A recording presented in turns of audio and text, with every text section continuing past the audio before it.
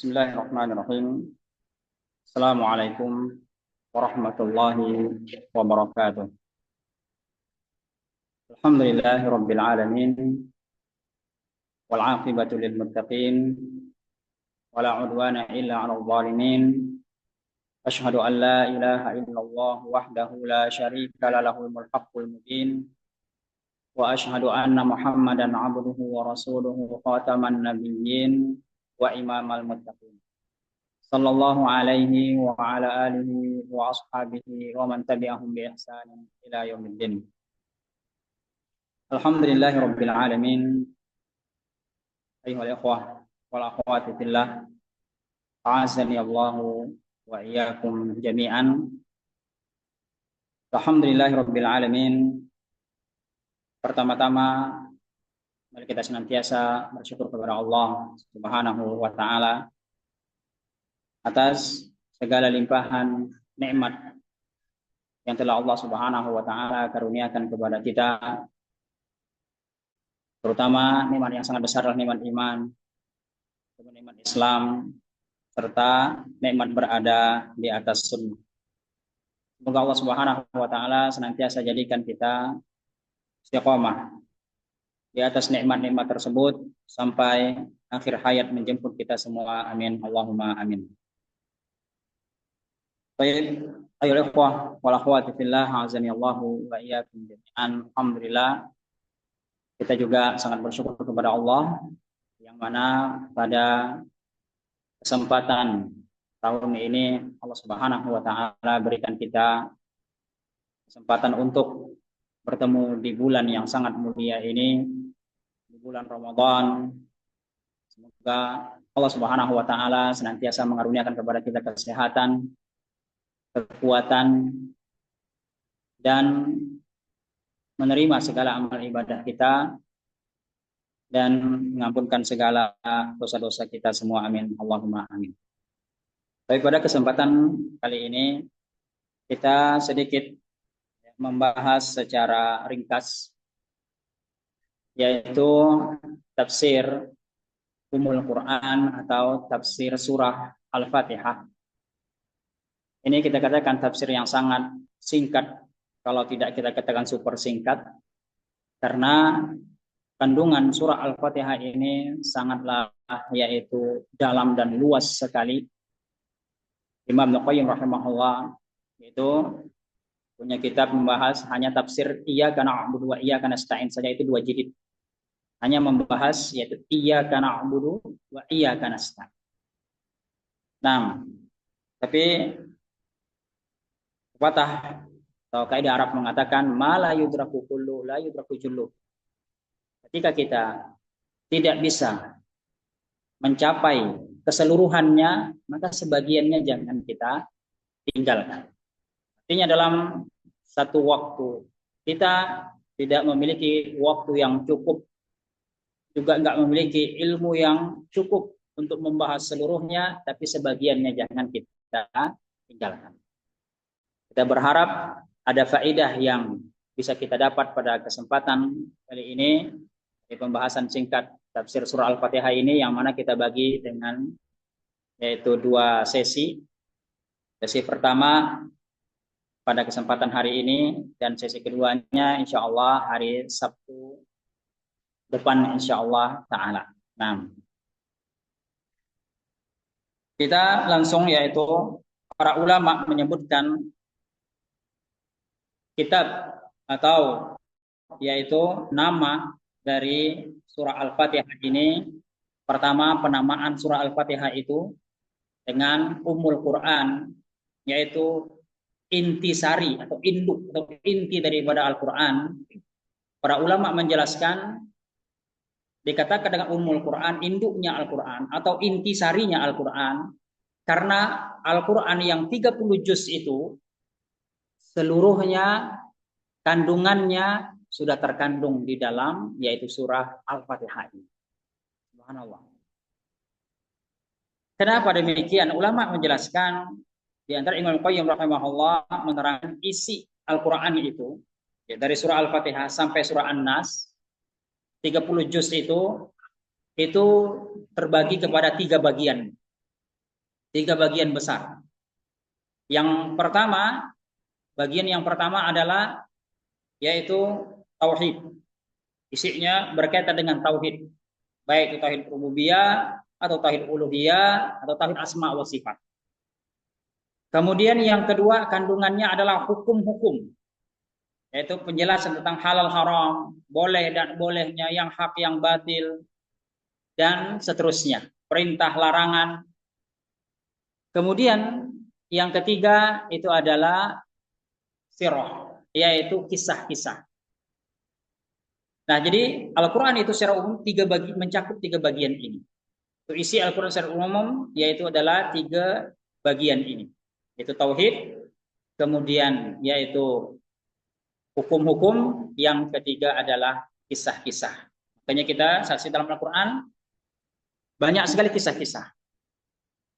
Kemudian ketiga ini itu semuanya tercantum di dalam yaitu surah Al-Fatihah ini. Ya, insya Allah kita akan jelaskan di mana sisi yaitu tauhidnya, di mana sisi hukumnya, dan di mana yaitu sisi sirahnya insya Allah taala. Nah, baik. Yang kedua yaitu Al-Quran ini atau surah Al-Fatihah ini dikatakan Al-Fatihah sesuai dengan yang tercantum dalam Al-Quran surah Al-Fatihah. Al-Fatihah dari kata-kata yaitu Fataha, Fatih artinya yaitu pembukaan. Maka dikatakan dengan Al-Fatihah karena dia sebagai pembuka surah pertama, pembuka dari Al-Quran. Kita baca surah ini, ketika kita buka Al-Quran pertama kali itu adalah surah Al-Fatihah. Dia adalah surah sebagai surah pembuka. Makanya dikatakan yaitu Al-Fatihah, yaitu pembuka, surah pembuka. Nah, dan yaitu para ulama menyebutkan ada beberapa nama lagi tentang penamaan yaitu surat Al-Fatihah ini. Nah, kemudian kita masuk kepada ayat yang pertama, ya, ayat yang pertama dalam surah ini yaitu Bismillahirrahmanirrahim. Bismillahirrahmanirrahim. Kita sementara yaitu mengikuti pendapat yang insya Allah lebih kuat dalam hal ini, yaitu yang berpendapat bahwa kalimat basmalah yaitu Bismillahirrahmanirrahim itu bagian daripada yaitu surah Al-Fatihah. Meskipun di sana ada khilaf para ulama. Imam Ibnu Katsir rahimahullah ya, menjelaskan di dalam tafsir beliau, ya, ketika beliau mentafsirkan surah Al-Fatihah ini, ketika membahas tentang firman Allah Subhanahu wa taala Bismillahirrahmanirrahim ini, beliau memaparkan yaitu beberapa pendapat ulama terkait dengan hal ini. Akan tapi kita tidak bahas ini secara panjang kali lebar karena tadi kita hanya membahas ringkas saja, dan intinya wallahu alam yang kuat insyaallah taala itu adalah yang mengatakan bahwa surah Al-Fatihah itu bagian daripada yaitu surat basmalah, itu bagian daripada surat Al-Fatihah. Nah, ketika dia bagian daripada surah Al-Fatihah, maka dia wajib dibaca di dalam salat. Hal ini sebagaimana diterangkan oleh Syekh Al-Albani rahimahullah rahmatan wasi'ah, beliau membawakan hadis yang beliau sahihkan, beliau meneliti yaitu jalur-jalurnya, yaitu Nabi potongan dari hadis tersebut Nabi sallallahu alaihi wasallam bersabda, innaha min ihdaha. Karena sesungguhnya surah Al-Fatihah, sesungguhnya kalimat basmalah ini yaitu Bismillahirrahmanirrahim itu bagian daripada yaitu surah Al-Fatihah. Ini Nabi sendiri sallallahu alaihi wasallam yang menjelaskan demikian. Jadi wallahu alam, surah Al-Fatihah ini bagian daripada Al-Basmalah ini bagian daripada surah Al-Fatihah. Nah, kalimat yaitu basmalah ini juga para ulama menjelaskan yaitu panjang lebar ya berkaitan dengan kalimat basmalah ini. Di antaranya Imam Ibnu Katsir rahimahullah juga membahas ya sedikit agak panjang ketika beliau membahas masalah yaitu basmalah ini. Pertama, pembahasannya tadi bahwasanya ulama itu khilaf di dalam menentukan basmalah ini masuk di dalam surah Al-Fatihah ataukah tidak. Kemudian berikutnya masalah pembacaannya. Apakah dia dibaca di dalam sholat-sholat yang jahar, sholat-sholat yang dibaca jahar ataupun keras, itu dia tetap dilafadzkan, dibacakan atau dikeraskan, ataukah disirkan. Dia pun juga membahas yaitu lumayan panjang, tapi kita tidak yaitu bahas itu semua. Wallahu alam, yang ringkas kita ambil kesimpulannya, ringkasnya adalah bahwa beliau menjelaskan baik, kata beliau, karena pada kesimpulannya mereka sangat sepakat bahwa sholat orang yang mengeraskan bacaan basmalah dan yang memelankannya atau yang tidak mengeraskannya, ini semuanya sholatnya adalah sah. Jadi sah-sah saja seseorang itu mau mengeraskan bacaannya, basmalahnya ataupun yang dipelankannya. Meskipun para ulama menjelaskan bentuk sunnah dari yang contohkan Rasulullah SAW itu adalah beliau sesekali membaca keras dan sesekali membaca pelan dalam yaitu sholat yang jahar atau yang dikeraskan. Bagian ulama menjelaskan bahwasanya Nabi SAW seringnya yaitu membaca sir atau membaca pelan, dan inilah yang dicontohkan oleh ulama-ulama kita dari zaman ke zaman, yaitu dibacanya sir kecuali dalam kondisi-kondisi tertentu. Sebagaimana Syekhul Islam Ibnu Taimiyah menjelaskan atau Syekh Ibnu Utsaimin juga menjelaskan rahimahumullah rahmatan wasi'ah, ketika kita sholat misalkan di masjid-masjid umum, kalau kita yang diminta untuk menjadi imam, kondisi misalkan kita nggak bisa ngelak atau memang kita diminta untuk menjadi imam, yang di sana kebiasaannya adalah di masjid tersebut menjaharkan basmalah atau mengeraskannya, maka seseorang yaitu dianjurkan untuk membacanya secara jahar keras pula. Hal ini dicontohkan oleh beberapa masyayikh kita yang kita saksikan langsung yang datang ke Indonesia, terkhusus datang ke Kalbar ini, yang mana mereka yaitu ketika diminta untuk menjadi imam, mereka menjaharkan. Ketika di masjid yang di sana memang orang sudah menjadi kebiasaan menjaharkan basmalah. Maka kita jangan merasa heran ketika ada seorang ustaz menjadi imam, misalkan beliau khutbah di satu masjid yang di sana masjid tersebut masih menjaharkan basmalah, ustadznya pun khutbah kemudian menjaharkan basmalah, jangan langsung oh ini ustadznya tidak benar atau ustadznya tidak sunnah atau semisal. Nah, jadi standar sunnah itu bukan hal demikian. Jadi ulama ahlus sunnah sendiri itu berselisih di antara mereka, ada yang menjaharkan, ada yang menafsirkan. Nah, kemudian berikutnya pembahasan berikut tentang basmalah ini adalah kalimat basmalah itu sendiri. Dan masuk pada kalimat basmalah itu sendiri, yaitu Bismillahirrahmanirrahim.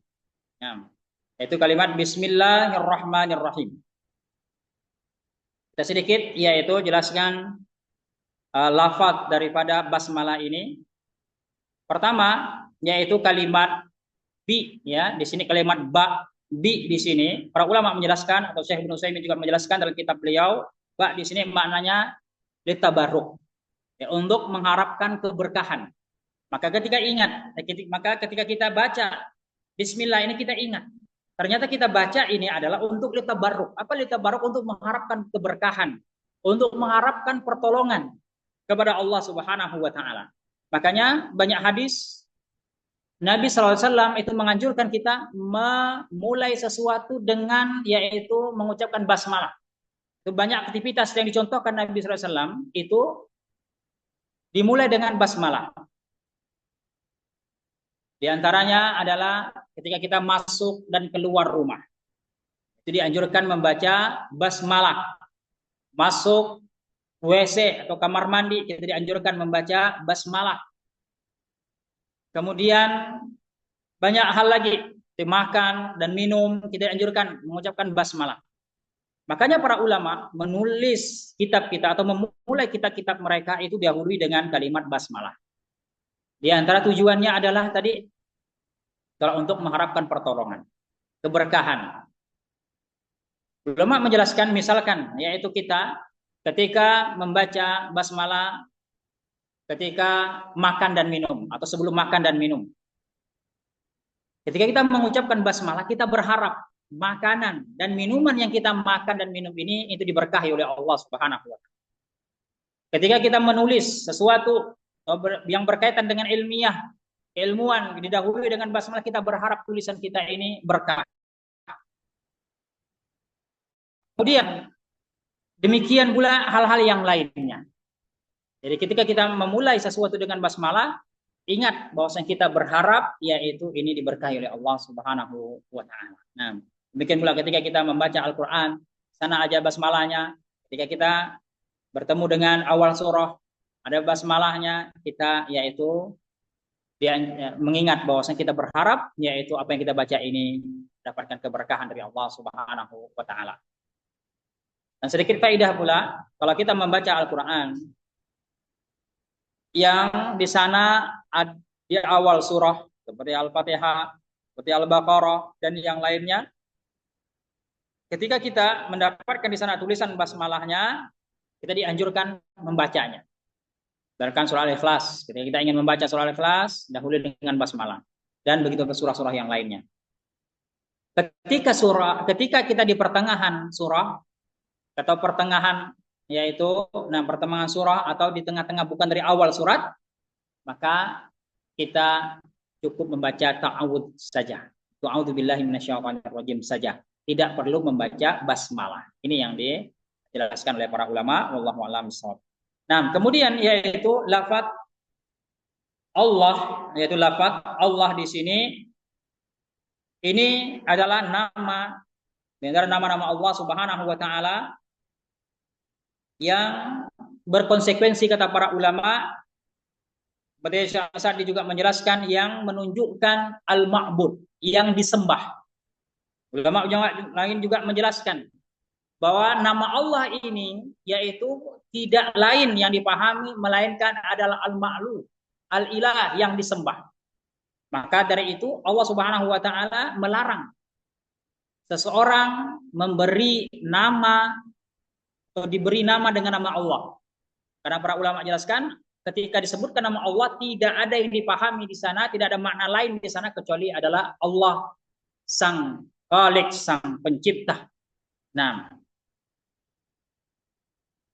kemudian Ar-Rahman, ya kalimat Ar-Rahman. Ar-Rahman ini juga salah satu nama kekhususan bagi Allah yang tidak boleh seseorang itu dinamai yaitu dengan nama tersebut. Tidak boleh seseorang dinamai dengan nama tersebut yaitu dengan nama Ar-Rahman. Syekh Malik Hussein Ramadan menjelaskan seseorang tidak boleh dinamakan dengan nama Ar-Rahman itu ketika dia beralif lam. Beralif lam. Ya, Ar-Rahman, maka ini nggak boleh. Adapun tanpa alif lam maka tidak masalah. Apalagi kalau kita orang Melayu, misalkan Rahman, siapa namanya Rahman misalkan, maka tidak masalah. Nah, Ar-Rahman di sini maksudnya Ar-Rahman, dinamakan Ar-Rahman, maka ini tidak boleh. Tapi Allah Subhanahu wa taala sangat mencintai nama ketika disandarkan penghambaan kepada Ar-Rahman. Seperti Nabi SAW menjelaskan ahabbal asma'ilallah amdallah wa amdar-rahman. Kata Nabi SAW, nama yang paling Allah cintai itu adalah Abdullah dan Abdurrahman. Artinya nama yang mengandung penghambaan kepada Allah Subhanahu wa taala. Boleh kepada nama-nama juga Allah yang lainnya seperti Abdul Rahim, Abdul Hayy, Abdul Qawi dan yang lainnya, Abdul Razzaq dan yang lainnya. Abdul Muhsin. Intinya nama yang mengandung penghambaan kepada Allah Subhanahu wa taala itu Allah Subhanahu wa taala sangat senang dengan nama tersebut. Kemudian Ar-Rahman ini para ulama sebutkan yaitu juga nama Allah di antara nama-nama Allah yang khusus tadi nggak boleh menamakan dan juga mengandung sifat di dalamnya yaitu sifat Ar-Rahmah. Sifat ar-rahmah di sini dijelaskan oleh para ulama yaitu rahmah al-wasi'ah, rahmat yang umum, sebagaimana dijelaskan oleh para ulama. Syekh Abdul Rahman As-Sa'di menjelaskan dalam tafsirnya, kemudian dan juga dijelaskan ulama-ulama yang lain ketika membahas dalam tauhid asma wa sifat atau dalam yaitu kitab tafsir. Apa maksud makna? Makna yaitu rahmat yang luas, artinya segala sesuatu yang hidup atau yang ada di jagat raya ini semua Allah Subhanahu wa taala yang memberikan rizki. Baik itu hewan, baik itu manusia, baik itu jin ataupun tumbuh-tumbuhan. Nah, itu semuanya Allah Subhanahu wa taala yang mengatur, yang memberikan rezekinya. Ini masuk terkandung dalam yaitu rahmat Allah yang luas ini. Nah, kemudian Ar-Rahim ini makna yaitu Ar-Rahim kata para ulama, rahmat juga maknanya rahmat Allah, tapi makna wasilah yang terbatas. Yaitu terbatas apa? Terbatas hanya kepada orang-orang yang Allah Subhanahu wa taala cintai saja. Yang Allah karuniakan hanya kepada orang-orang beriman saja. Apa bentuknya kata para ulama? Seperti pertolongan Allah, penjagaan Allah dan semisal itu. Nah, ini hanya khusus yang Allah berikan kepada yaitu orang-orang yang beriman saja.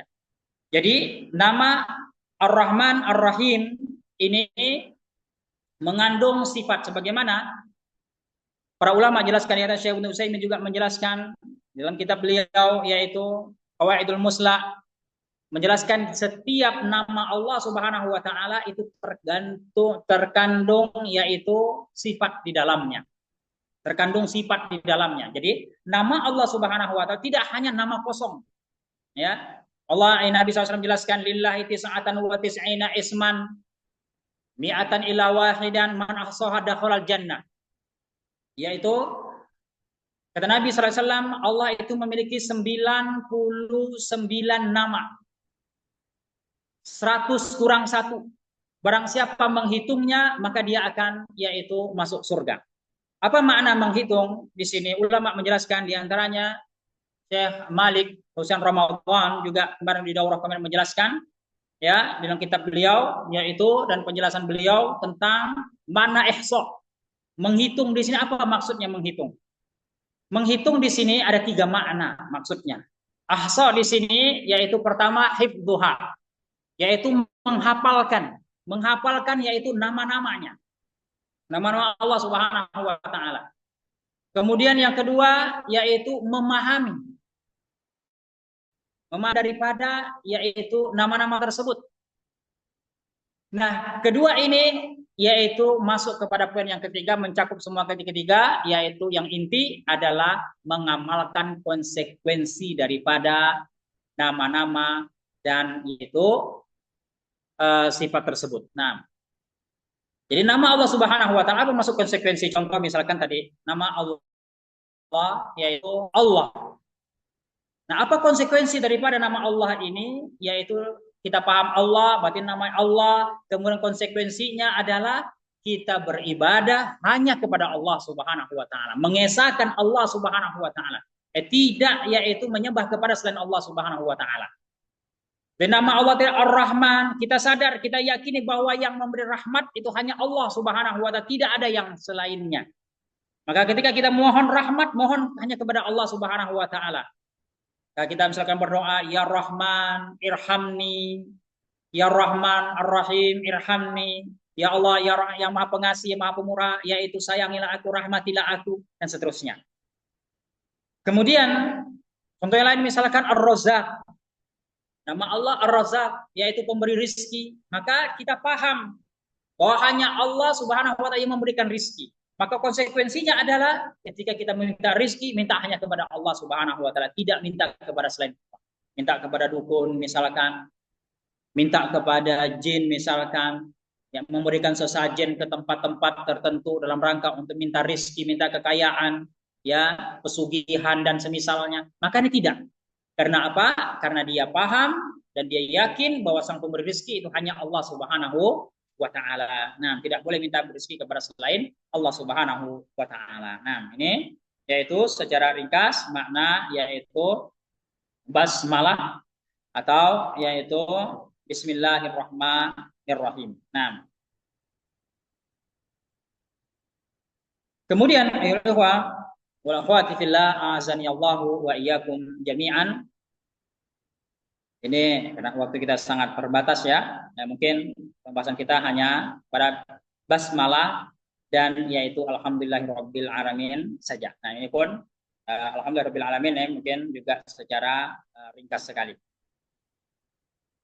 Yaitu ayat yang berikutnya adalah alhamdulillahirabbil alamin. Alhamdulillahirabbil alamin, yaitu para ulama sebutkan kalimat yaitu alhamdulillah di sini adalah yang maknanya segala puji bagi Allah Subhanahu wa taala. Syekh Abdurrahman As-Sa'di rahimahullah menjelaskan adalah pujian kepada Allah karena sifat-sifat kesempurnaan dan karena perbuatan-perbuatannya yang berkisar di antara karunia dan keadilan. Segala pujian yang sempurna hanya bagi Allah Subhanahu wa taala, hanya milik Allah Subhanahu wa taala dan dari dalam segala bentuknya. Jadi para ulama yang sebutkan juga makna alhamdulillahirabbil alamin ini adalah pujian yang sempurna yang hanya kembali kepada Allah Subhanahu wa taala yang tiada cacat sedikit pun. Dan segala sesuatu yang kita puji itu kembali hanya milik Allah Subhanahu wa taala. Maka alhamdulillah pujian itu segala pujian lillah, milik Allah. Artinya siapapun dipuji, apapun yang dipuji itu semuanya kembali kepada Allah Subhanahu wa taala karena Allah lah Subhanahu wa taala yang menakdirkannya, karena Allah lah Subhanahu wa taala yang menciptakannya. Misalkan kita melihat sesuatu yang sangat hebat, seseorang yang sangat hebat misalkan, maka kita jangan langsung hanya kepada orang tersebut. Kita lupa kepada Allah Subhanahu wa taala yang menciptakan orang ini. Nah, kita mengagumi sesuatu, masya Allah, suatu alat misalkan sangat canggih sekali, sangat hebat sekali kerjaannya misalkan. Maka kita jangan hanya mentok kagum kita, pujian kita hanya kepada itu. Jangan lupa memuji Allah Subhanahu wa taala karena Allah lah Subhanahu wa taala yang menakdirkan hal tersebut itu bisa terjadi. Nah, jadi segala sesuatu ini Allah semuanya yang menciptakannya. Hanya saja Allah Subhanahu wa taala menciptakan tersebut yaitu kadang melalui perantara yaitu manusia yang membikinnya atau semisalnya, tapi hakikatnya kembali kepada Allah Subhanahu wa taala. Maka kita memuji, maka memujinya itu kita kembalikan pujian itu kepada Allah Subhanahu wa taala. Nah, dan yaitu Allah ini pujian yang tidak ada cacat. Beda sama makhluk. Kalau makhluk itu dipuji paling satu sisi saja. Misalkan ada orang misalkan hebat dalam apa misalkan. Kalau dia misalkan hebat dalam olahraga misalkan, dalam olahraga tertentu misalkan, oh dia sangat menguasai dan nomor satu sedunia. Paling dalam sisi itu saja dia hebatnya. Nah, kalau dalam baca Al-Quran belum tentu dia hebat seperti dia hebat yaitu dalam olahraga tersebut. Kemudian kalau ada orang Masya Allah, dia sangat jenius misalkan, bisa bikin robot, bisa bikin HP, bisa bikin elektronik yang canggih. Paling hebatnya dalam masalah itu saja. Nah, coba suruh dia baca kitab, menjelaskan isi kitab para ulama, kitab gundul tentunya, dia tidak mengerti. Nah, jadi manusia itu, makhluk itu hebat dalam satu sisi, tapi ada kekurangan dalam sisi yang lain. Itulah makhluk. Ada kelebihannya dan ada sisi kekurangannya. Nah, beda sama Allah Subhanahu wa taala. Pujian atau kehebatan yang tidak ada cacatnya, tidak ada kekurangannya sedikit pun.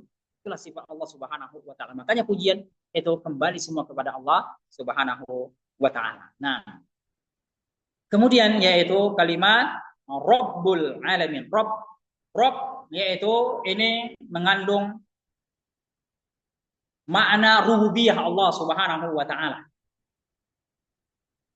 Yang tadi kita di depan sudah jelaskan bahwasanya isi Al-Qur'an itu mengandung tiga inti. Isi Al-Qur'an itu pada inti besarnya itu ada tiga. Tauhid, kemudian hukum-hukum dan yaitu sirah. Nah, kita masuk sudah kepada yang pertama. Kita langsung yang pertama dulu yaitu tauhid rububiyah dulu. Meskipun di kalimat basmalah tadi itu juga sudah ada tauhid asma wa sifat, tapi kita akhirkan masalah yaitu Ar-Rahman Ar-Rahimnya insyaallah taala. Nah, Rabbul Alamin, Rabb ini adalah rububiyah. Artinya Allah Subhanahu wa taala yang memiliki jagat raya ini. Rububiyah itu adalah ifradullahi bi af'alihi, yaitu mengesahkan Allah